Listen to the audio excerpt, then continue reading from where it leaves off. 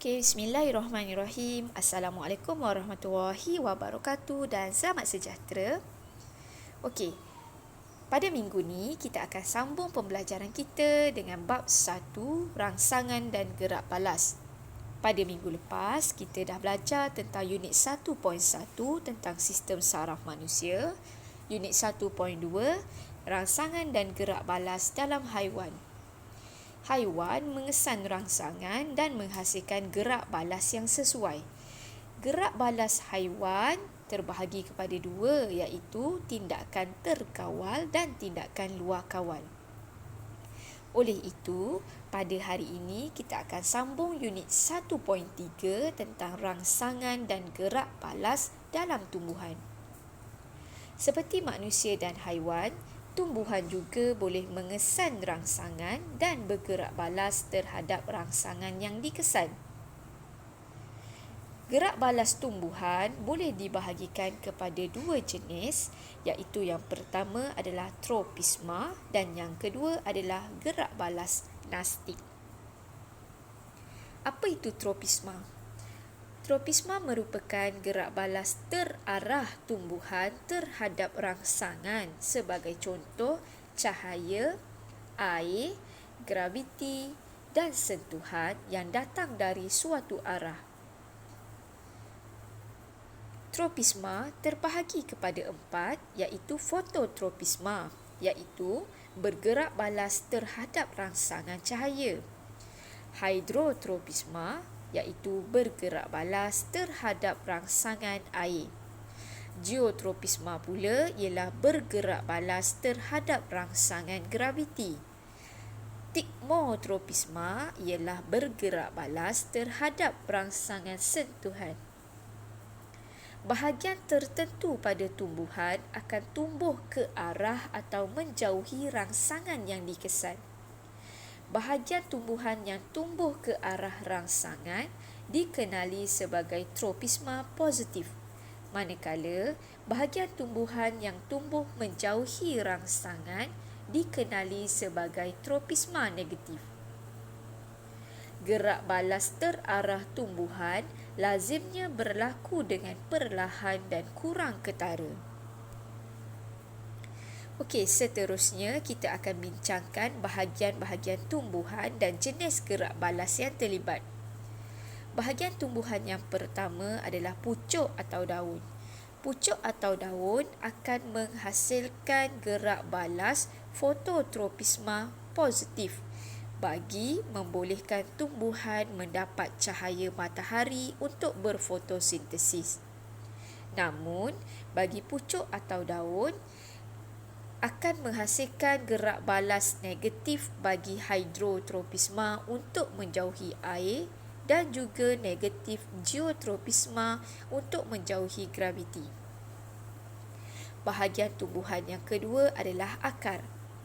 Akar akan menghasilkan gerak balas hidrotropisma positif bagi membolehkan tumbuhan memperoleh air dan garam mineral daripada tanah.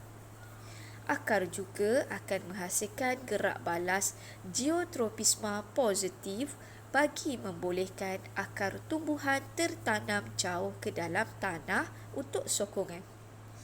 Namun, akar akan menghasilkan gerak balas fototropisma negatif bagi menjauhi cahaya.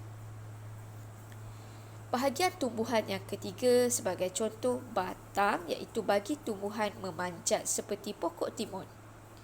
Batang akan menghasilkan gerak balas tikmotropisma untuk membolehkan sulur paut ataupun batang tumbuhan melilit objek atau pokok lain untuk memperoleh cahaya matahari bagi menjalankan proses fotosintesis. Okey, seterusnya kita akan lihat gambar-gambar yang ada di dalam slide. Akar tumbuhan akan bergerak ke arah air menunjukkan hidrotropisma positif. Pucuk tumbuhan akan bergerak ke arah cahaya matahari yang menunjukkan fototropisma positif.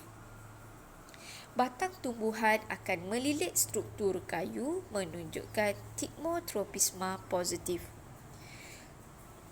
Pucuk tumbuhan akan tumbuh melawan graviti, manakala akar tumbuhan akan tumbuh ke arah graviti.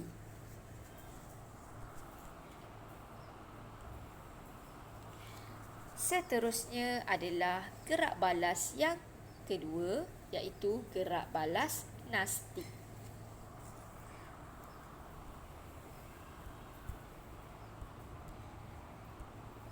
Gerak balas nastik merupakan gerak balas terhadap rangsangan seperti sentuhan, tetapi tidak bergantung pada arah rangsangan tersebut.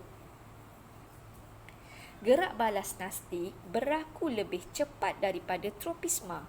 Sebagai contoh, pokok semalu akan bergerak balas terhadap sentuhan dengan menguncupkan daunnya apabila disentuh. Gerak balas nastik ini bertindak sebagai pertahanan pokok semalu daripada musuh dan angin yang kuat.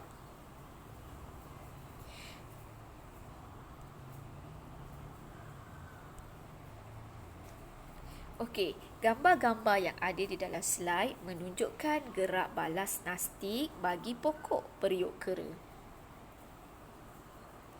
Pokok periuk kera akan bertindak apabila musuh ataupun serangga muncul di sekeliling tumbuhan.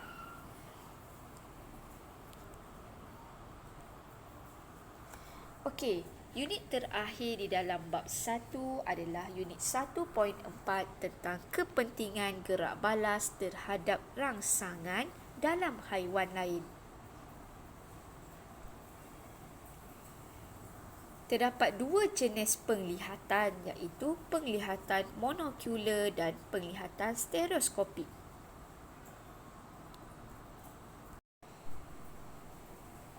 Penglihatan monokular.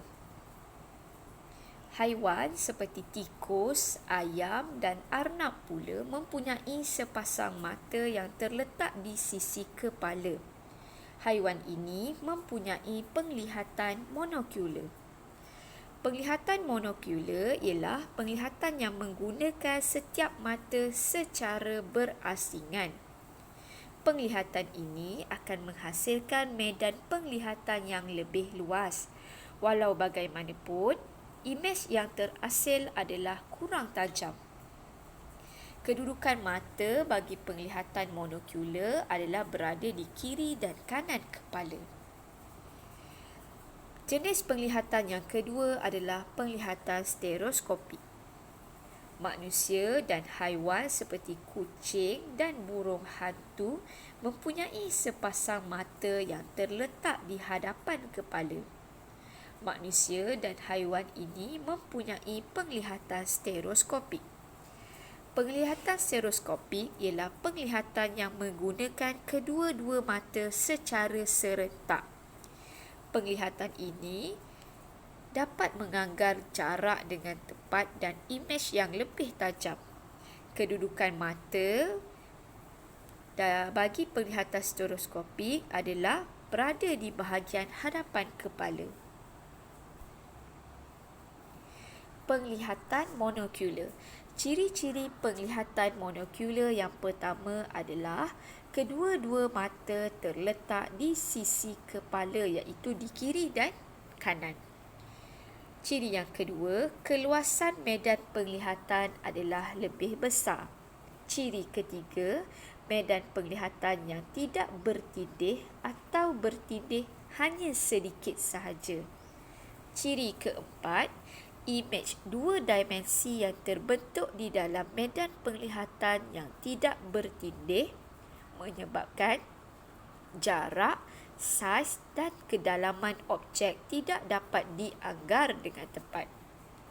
Medan penglihatan yang luas membolehkan haiwan mengesan musuh yang mungkin datang dari mana-mana arah. Ciri seterusnya, kebanyakan haiwan mangsa sebagai contoh ikan, kuda mempunyai penglihatan monokular. Penglihatan stereoskopik. Ciri-ciri penglihatan stereoskopik adalah yang pertama, Kedua-dua mata terletak di hadapan kepala. Ciri kedua, keluasan medan penglihatan adalah kecil. Ciri ketiga, medan penglihatan yang bertindih banyak. Medan penglihatan bertindih akan memberikan penglihatan dalam bentuk 3 dimensi. Ciri keempat, imej 3 dimensi yang terbentuk di dalam medan penglihatan yang bertindih membolehkan jarak, saiz dan kedalaman objek dianggar dengan lebih tepat. Ciri kelima, keupayaan menganggar jarak yang baik akan membantu haiwan untuk memburu. Dan ciri yang terakhir, manusia dan kebanyakan haiwan pemangsa sebagai contoh kucing, harimau dan burung hantu mempunyai penglihatan stereoskopik. Seterusnya, kita akan berbincang tentang pendengaran stereofonik.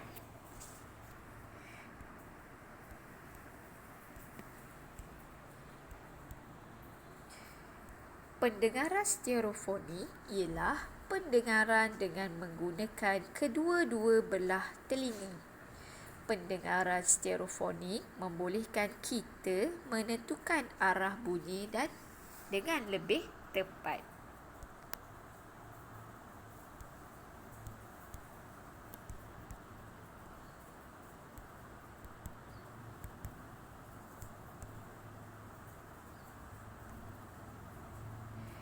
Telinga yang lebih dekat dengan sumber bunyi lebih kuat dan lebih cepat. Perbezaan masa dan kekuatan bunyi yang diterima oleh kedua-dua belah telinga akan dikesan oleh otak dan seterusnya membolehkan kita menentukan arah sumber bunyi tersebut.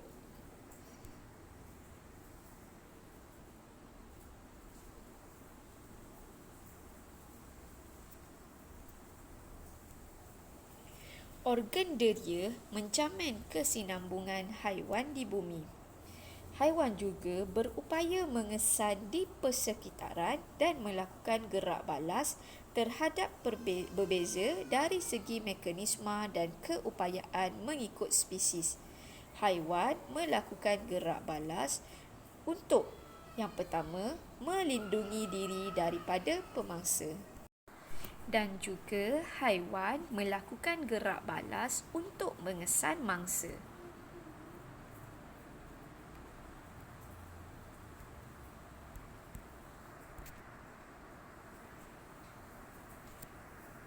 Okey, kita akan bincang tentang seekor ikan hiasan, iaitu ikan ramirezi. Ramirezi ialah sejenis ikan hiasan yang cantik kerana badannya berkilauan memancarkan cahaya. Ikan ini mempunyai otot terubah suai di bahagian ekor yang membolehkan menghasilkan medan elektrik. Arus elektrik ini dapat melindungi diri daripada serangan ikan pemangsa. Mata hadapan laba-laba. Laba-laba dalam habitat semak mempunyai sepasang mata hadapan yang sangat peka terhadap penglihatan.